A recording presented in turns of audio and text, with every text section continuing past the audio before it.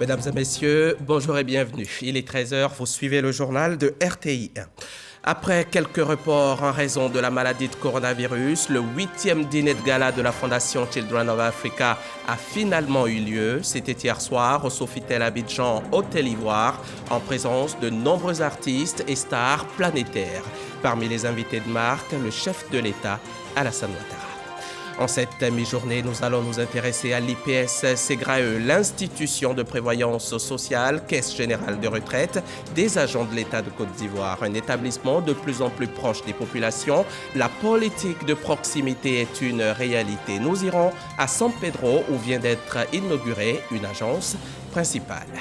Au Mali, des combats opposent depuis le début de la semaine les djihadistes de la branche sahélienne du groupe État islamique au MSA et au Gatia, deux groupes armés maliens du Nord, signataires de l'accord de paix de 2015. De nombreux civils ont été tués par les djihadistes et de nombreuses familles se sont déplacées vers des campements.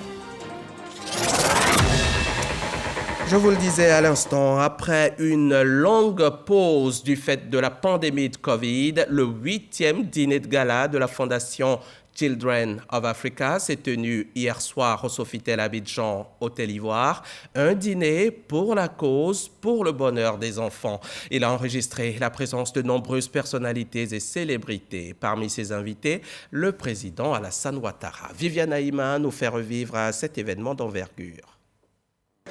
La salle du palais des congrès du Sofitel Hôtel Ivoire, artistiquement décorée, telle une grande fleur dont les nombreuses pétales forment un demi-cercle autour du cœur central. Cette 8e édition du dîner gala de la Fondation Children of Africa, organisée ce 11 mars 2022 après 3 années d'interruption due à l'épidémie de la Covid-19, se voulait encore plus éclatante que les précédentes et à la mesure du fervent appel du cœur adressé par la présidente fondatrice de Children of Africa, la première dame de Côte d'Ivoire, Dominique Ouattara, à ses nombreux invités. Chers amis, ce sont 2 nouveaux défis auxquels nous sommes confrontés. Le premier concerne la prise en charge des femmes victimes de violences basées sur le genre. En effet, face à la recrudescence de ce phénomène et à l'insuffisance de structures d'accueil pour nos sœurs, il faut nous mobiliser pour leur permettre de bénéficier d'une structure d'accueil qui leur redonnera goût à la vie. Ainsi, nous envisageons de construire un centre d'accueil pour femmes victimes de violences dans la ville d'Adiaké, en bordure de lagune, à 94 km d'Abidjan. Il sera bâti sur une superficie de 1,6 hectare et sa capacité d'accueil sera de 80 places. Ce centre offrira à des pensionnaires et leurs enfants toutes les commodités nécessaires à leur prise en charge holistique et à leur bien-être. Notre second défi consistera à rénover et agrandir notre case des enfants, le foyer d'accueil de Children of Africa, qui accueille depuis 24 ans tous les enfants pour leur donner de l'espoir et de l'affection, ainsi qu'une éducation de qualité à des enfants qui sont en situation difficile. Nous souhaitons augmenter la capacité d'accueil de la case des enfants à une centaine d'enfants et moderniser ses infrastructures. Pour réaliser ces 2 projets, il nous faudra réunir ce soir la somme de 4 milliards de francs CFA, soit 6 millions d'euros, et je sais pouvoir compter sur votre élan de générosité. Recueillir 4 milliards de francs, soit 6 millions d'euros, en une soirée, le défi ne semblait pas impossible. À la manœuvre, la première dame de Côte d'Ivoire, Dominique Ouattara, a mis à l'épreuve son carnet d'adresses, des hommes de pouvoir, son époux, le président de la République Alassane Ouattara, le président Nicolas Sarkozy, les grands patrons d'industrie, Martin Bouygues, Cyril Bolloré et une pléiade d'invités de haut rang et de diverses fortunes, autant locaux que venus d'Afrique et de tous les coins du monde. La vente des places à ce dîner gala devait permettre de récolter une belle somme, sans compter une vente aux enchères au cours de la soirée de 5 objets de grande valeur et qui a permis de recueillir la coquette somme de 485 millions de francs. Une tombola organisée également au cours de la soirée avec des lots importants dont une voiture d'une valeur de 27 500 000 francs et plusieurs voyages offerts a permis aussi de réunir beaucoup d'argent. La soirée a su joindre aussi l'agréable à l'utile. Pour le plaisir des papilles, il y avait au menu une cuisine de grands chefs et des boissons de renommée. Et pour le plaisir des yeux et des oreilles, une riche palette d'artistes de renommée.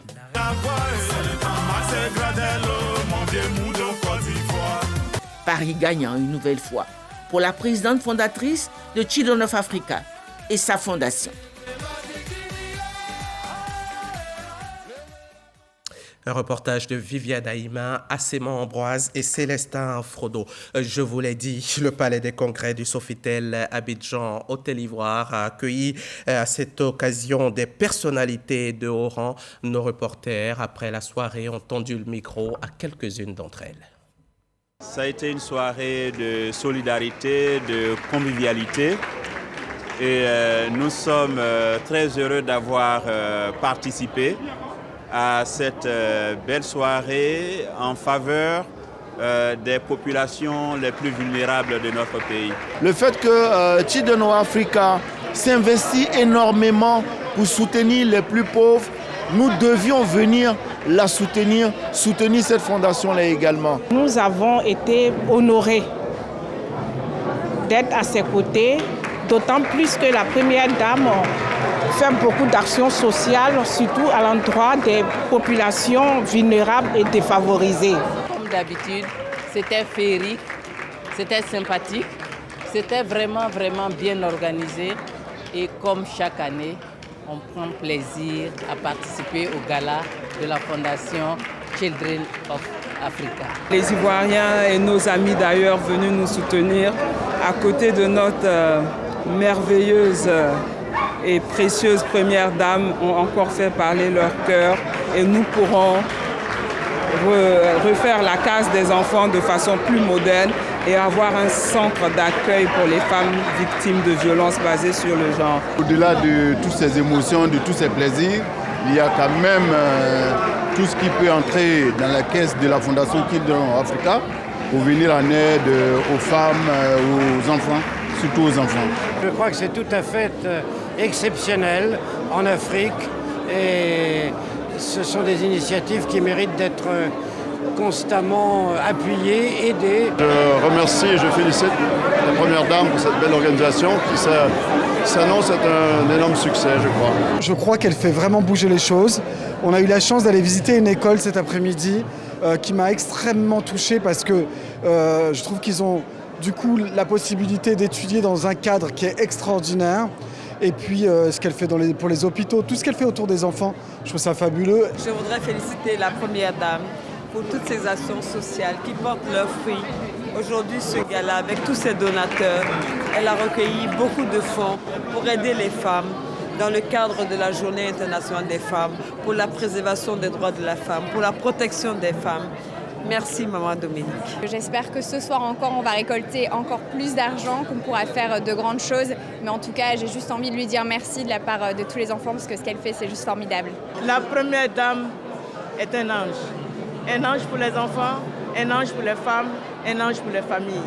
Elle veille sur chacun et c'est pour cela que nous soutenons fortement cette collecte de fonds afin qu'elle puisse réaliser tout ce dont elle rêve pour les familles, les enfants et les femmes de Côte d'Ivoire. Je suis là ce soir pour honorer une dame, Madame la Première Dame Dominique Ouattara, la dame au grand cœur, qui est toujours aux côtés des démunis et qui fait de très grandes choses pour ces pays. Ça va au-delà du caractère festif. C'est un moyen pour nous de lui exprimer tout notre soutien et de l'accompagner dans cette grande œuvre de grande générosité. Madame la Première Dame, elle fait un travail formidable avec Children for Africa et organiser un gala qui s'inscrit parfaitement dans la charité.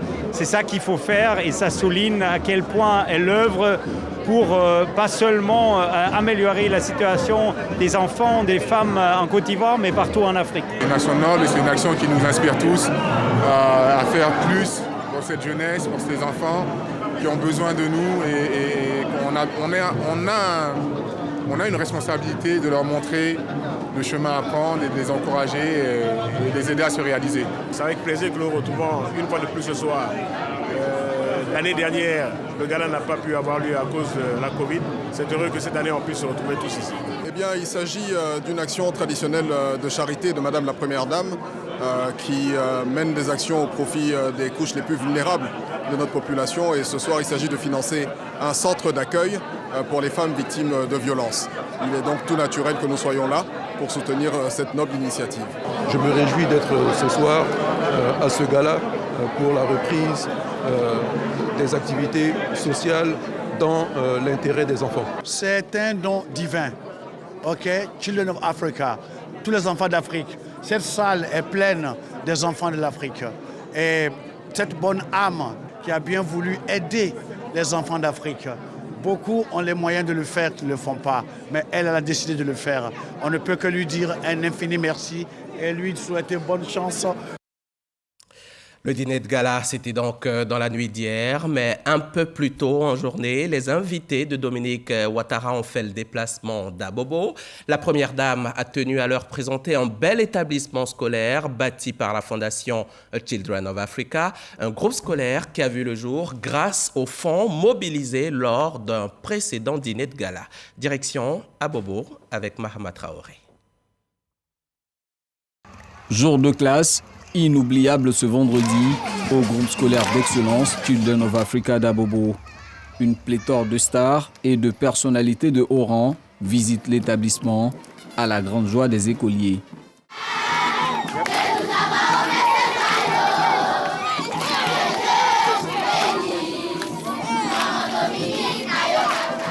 Nous, quand on arrivait, on ne s'attendait pas à voir quelque chose de si magnifique, de si grandiose. Et c'est des choses à encourager davantage chez nous en Afrique. On pouvait avoir plusieurs écoles comme ça. Et je pense que tous ces enfants qui sortiront de là seront des étoiles demain. Elle est magnifique l'école, franchement. Longue vie à la Fondation, longue vie à la Première Dame. Moi, je suis très heureux, très content. D'abord de voir des conditions où les enfants vont étudier, ainsi de suite. C'est vraiment la meilleure des choses. C'est à féliciter. C'est une très bonne chose. Ça permet aux enfants du coin de Abobo de s'instruire comme il faut pour préparer leur avenir. S'ils sont si fiers de cette école, c'est parce qu'elle a été réalisée grâce aux recettes engrangées en 2018 lors du 7e dîner de gala de bienfaisance de la Fondation Children of Africa. Et qui mieux que les premiers bénéficiaires pour témoigner de l'importance de cet établissement. En construisant cette belle école, vous avez voulu donner aux enfants d'Abobo les mêmes chances de réussite qu'à ceux des quartiers résidentiels d'Abidjan. Nous sommes fiers d'être des écoliers du groupe scolaire d'excellence Children of Africa. Grâce à cette école, nous nous sentons très bien. Nous croyons vivre dans un quartier chic d'Abidjan. Nous ne cesserons pas de vous dire merci, car elle est très belle et elle nous rend énormément service parce qu'elle est entièrement gratuite. Des élèves fiers de leur école, des parents soulagés de frais de scolarité, la Première Dame Dominique Ouattara, initiatrice du projet, ne peut être que comblée. Chers donateurs, chers amis de la Fondation, le bel édifice que nous contemplions ce jour est le symbole de l'égalité des chances à l'école. Il donne accès pour nos enfants à un avenir meilleur, quel que soit leur milieu social, et cela grâce à vous, à votre générosité, votre présence et vos encouragements. Soyez-en infiniment remerciés. Enfin, mes chers enfants, je suis fière de vous. Continuez de bien travailler en classe afin d'être toujours les meilleurs et de vous construire un bel avenir quand vous serez plus grands. À coup sûr, cet édifice de plus réalisé par la Fondation Children of Africa saura être un motif convaincant pour les potentiels donateurs. Voilà donc pour le 8e dîner de gala de la Fondation Children of Africa de Dominique Ouattara. D'Abobo, on va partir pour la Turquie. On part rejoindre ces nombreux chefs d'État et ministres des Affaires étrangères qui y sont en réunion. Kandia Camara est donc sur place, bien entendu. Au centre de leurs échanges, la lutte contre le terrorisme et la crise en Ukraine. Depuis Antalya, le reportage de Michel Digré, notre envoyé spécial sur place. C'est le président turc Recep Tayyip Erdogan qui a ouvert les portes du forum diplomatique d'Antalya. Cette deuxième édition réunit plus de 2000 invités, comprenant des chefs d'État et de gouvernement, des ministres des Affaires étrangères et des représentants de haut niveau des organisations internationales.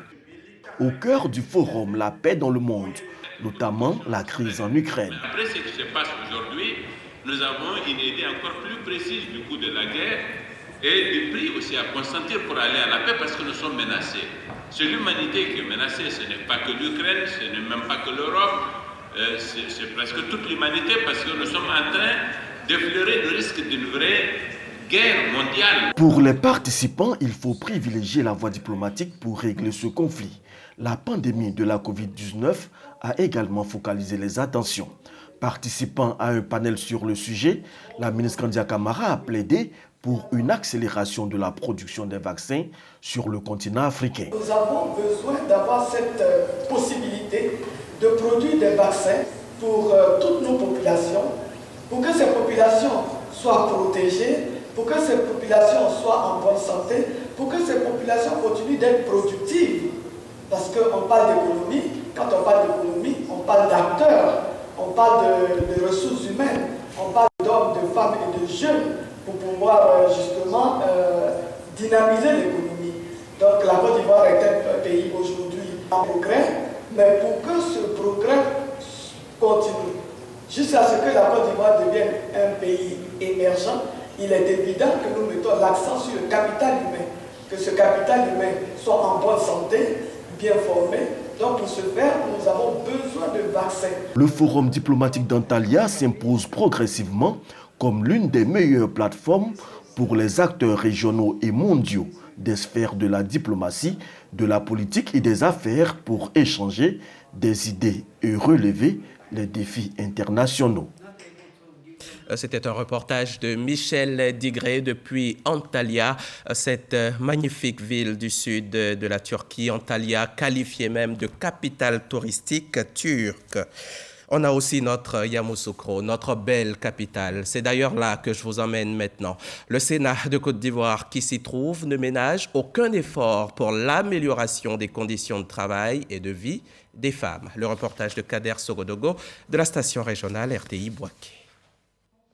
L'égalité de chance pour un avenir durable en Côte d'Ivoire. C'est le thème d'une conférence animée par la sénatrice Ntamé Emilienne Anikbo.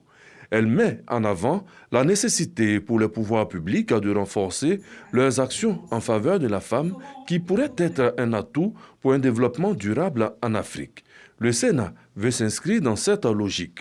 La femme constitue un maillon essentiel, sans doute le plus important de la chaîne, mais en tout cas incontournable de toute approche de développement durable. Elle est au cœur des équilibres familiaux, culturels, sanitaires et sociaux. Par sa résilience et ses sacrifices quotidiens, la femme contribue inéluctablement au bien-être et au développement de nos sociétés. Il faut être positif, il faut être patient et il faut être engagé. Et il faut être engagé pas toutes seules les femmes. Il faut être engagé avec les hommes. Changement de lieu, mais le contexte reste le même. Salut aux couleurs. Conférence. L'Institut national polytechnique Félix Houphouët-Boigny, INPHB de Yamoussoukro, n'est pas en marge de la promotion des droits des femmes. Désormais, ce pôle de formation des ingénieurs se dote d'un numéro vert pour dénoncer toute violence ou tout harcèlement des femmes au sein de l'Institut. Bien entendu, la femme sera au cœur des avancées. Engageons-nous à redoubler d'efforts dans le travail comme nous l'avons toujours fait. Soyez assurés, Monsieur le directeur, avec votre équipe, de la disponibilité de toutes les femmes. Cet institut s'appuie à la fois sur des hommes, certes, mais beaucoup sur des femmes qui occupent tous les postes à responsabilité au sein de l'INPHB. Au Sénat, comme à l'Institut national polytechnique Félix Houphouët-Boigny, on retrouve de nombreuses femmes au sein de l'administration, ce qui n'était pas évident il y a peu. Des efforts qui vont certainement se poursuivre. On part maintenant à la page santé de ce 13h et on démarre avec l'actualité Covid.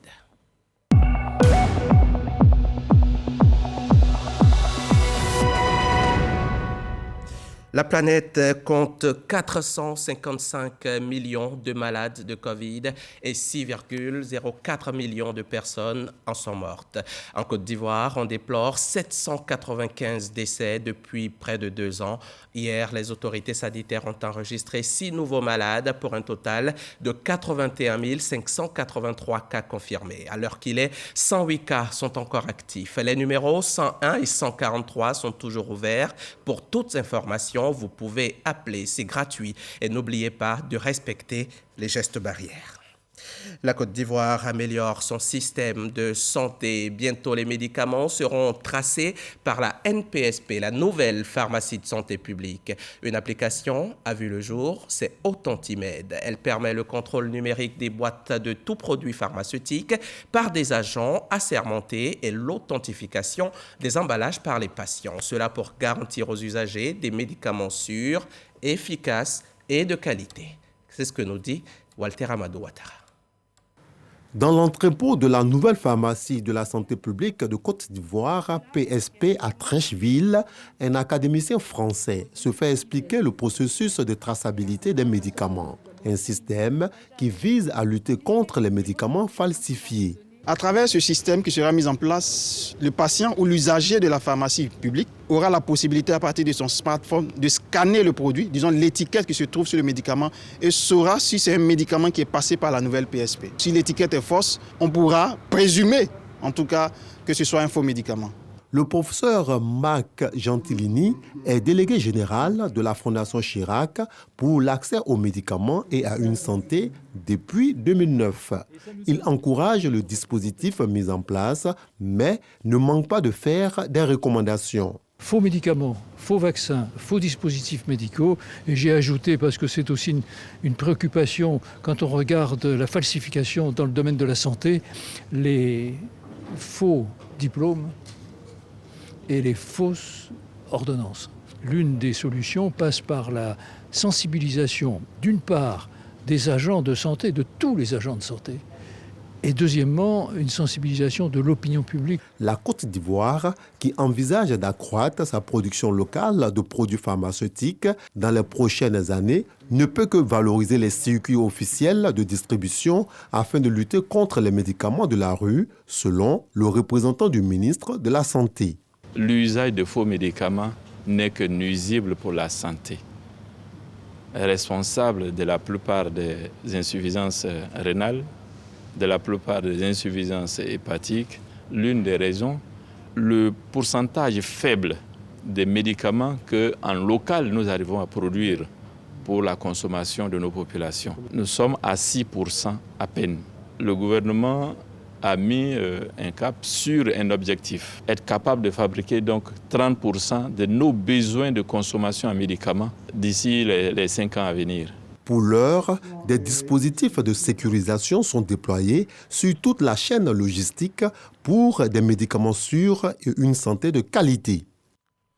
Je vous le disais en titre, du côté de l'IPS Ségrailleux, on fait de la démarche qualité une priorité. La proximité des assurés en est un élément clé. À ce jour, on note la déconcentration de plusieurs services de la Caisse des retraités à l'intérieur du pays. Eugène Atoubé a décidé de nous amener à San Pedro, dans le Bas-Sassandra, à la découverte de la toute nouvelle agence principale de la ville. Caisse générale de retraite des agents de l'État, la proximité au service des assurés sociaux. Reportage. Dans la cité portuaire de San Pedro, un ouvrage nouvellement livré aux populations qui vient ajouter à l'importance et l'intérêt qui est porté à cette localité où voisinent établissements industriels et services de l'administration publique. C'est un bâtiment de type duplex, joyau architectural, qui se dresse avec majesté au quartier Cité, sur un site d'une superficie de 1100 mètres carrés. Ce bâtiment, en cohérence avec les exigences de la modernité, est la propriété de l'IPS Ségrailleux, Caisse générale de retraite des agents de l'État, institution de prévoyance sociale qui en fait son agence principale de San Pedro. Enfin, le soulagement pour tous les assurés sociaux de la région de San Pedro, mais également ceux des régions du Boclé et de l'Anawa, ensemble géographique qui constitue le district du Bas-Sassandra. Ma joie est très grande parce que vraiment, ils ont vraiment pensé à nous. Vraiment, ça nous arrange. Ça fait dès 6 ans de retraite à San Pedro, recevoir nos prestations sur place ici, c'est un bonheur pour nous. Ce sont 1137 personnes, fonctionnaires et agents de l'État, ainsi que leurs ayants droit, que prend en charge l'agence de San Pedro.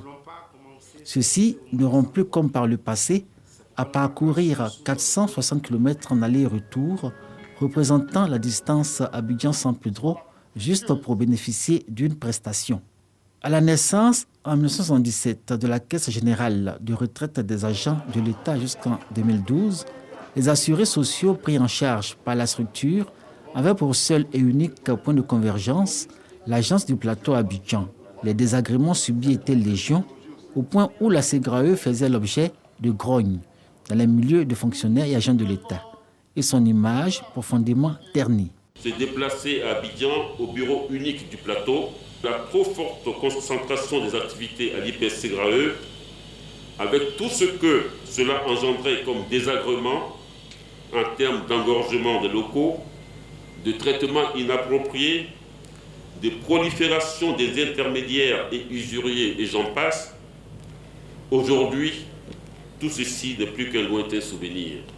Il n'y a rien de plus satisfaisant pour le maire que je suis de savoir que mes administrés pourront donc bénéficier de toutes les prestations donc, de la SEGRAE sans avoir à partir à Abidjan. Ironie de l'histoire, 2012 va se révéler l'année de l'éclaircie dans l'horizon de la SEGRAE. À la faveur d'un décret signé la même année, la structure se mue en institution de prévoyance sociale. Caisse générale de retraite des agents de l'État investie d'une mission de service public à vocation sociale. 10 années plus tard, l'institution réussit à redorer son blason grâce à un management qui promeut la qualité de service et une proximité avec les assurés sociaux. Un bonheur infini exprimé à l'envi par ces hommes et ces femmes, reconnaissant à l'IPS SEGRAE pour sa politique de déconcentration de ses activités. Je salue tout l'encadrement, le conseil d'administration, la direction générale, la direction centrale, et tout le personnel pour ce beau travail entrepris sur l'ensemble du territoire ivoirien avec la 2e agence. Félicitations. J'encourage tous les fonctionnaires en activité de venir souscrire à la retraite complémentaire car elle nous apporte un plus pendant notre retraite. À l'honneur de l'IPS SEGRAE, sa certification à la norme ISO 9001 version 2015. Cette certification reconduite pour la seconde fois en novembre 2021 est la reconnaissance internationale de la politique managériale de l'IPS SEGRAE qui inscrit au cœur de sa vision stratégique l'amélioration de sa qualité de service au profit de ses assurés sociaux en décidant de se rapprocher de ceux-ci. L'ouverture de l'agence de San Pedro est l'expression concrète de la politique de déconcentration des activités de l'IPS SEGRAE, politique qui répond aux soucis constants de l'institution qui peut ainsi mieux comprendre les attentes des assurés sociaux, faciliter leur accès à ces prestations et accroître leur satisfaction dans des conditions optimales d'accueil, de sécurité et de confort. J'ai un appel à lancer, c'est de demander à la SEGRAE de multiplier ces genres d'actions, c'est-à-dire augmenter le nombre de sièges dans d'autres régions qui n'ont pas encore eu la chance, comme nous à San Pedro, d'avoir une agence. Les retraités sont des personnes vulnérables et rapprocher les structures qui doivent leur verser ce à quoi ils ont droit ne peut être qu'une bonne chose. Pour que ces assurés-là connaissent moins de problèmes pour pouvoir entrer en jouissance de leurs droits. L'agence principale de San Pedro, fierté de tout le district du Bassa-Central, porte à 12 le nombre de structures déconcentrées de l'IPS SEGRAE sur l'ensemble du territoire.